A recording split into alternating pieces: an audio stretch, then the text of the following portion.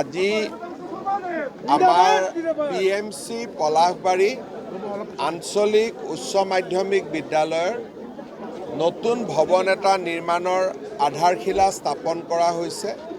ৰাজ্যত ৫-৬খন উচ্চ আৰু উচ্চতৰ মাধ্যমিক বিদ্যালয়ত ৭ৰ পৰা ১০ কোটি টকা ব্যয় কৰি নতুনকৈ নিৰ্মাণ কৰাৰ এক বিশাল কৰ্মযজ্ঞ আৰম্ভ হৈছে। ইতিমধ্যে বহুকেইখন বিদ্যালয়ৰ নিৰ্মাণ সম্পূৰ্ণ হৈছে। আজি আমাৰ PMC পলাশবাৰী আঞ্চলিক উচ্চ মাধ্যমিক বিদ্যালয়ৰ নিৰ্মাণ আৰম্ভ হ'ব। অসমৰ চৰকাৰী খণ্ডৰ বিদ্যালয়বিলাকক নৱজাগৰণৰ দিশে লৈ যোৱাৰ ই এক বিশাল পদক্ষেপ আছিল।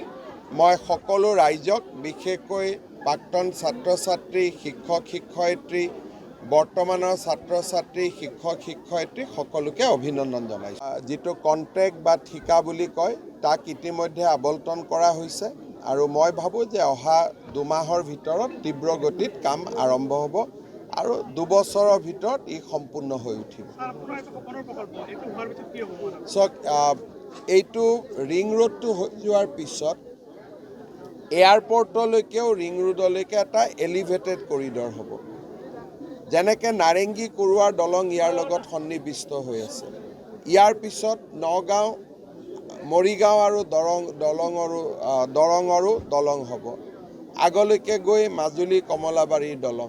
অৰ্থাৎ অসমৰ প্ৰত্যেকখন জিলাতেই একোখনকৈ ব্ৰহ্মপুত্ৰৰ দলং আমি পাই যাম আৰু ৰিং ৰোড প্ৰকল্পই এটা ডাঙৰ পৰিৱৰ্তন কৰিব। মই ভাবোঁ যে দক্ষিণ পূব এছিয়াৰ দুৱাৰমুখ হিচাপে এটা নতুন পৰিচয় গুৱাহাটীয়ে লাভ কৰিব। যিকোনো খবৰৰ বাবে যোগাযোগ কৰক 7099017330 লগতে 7099017110 নম্বৰত।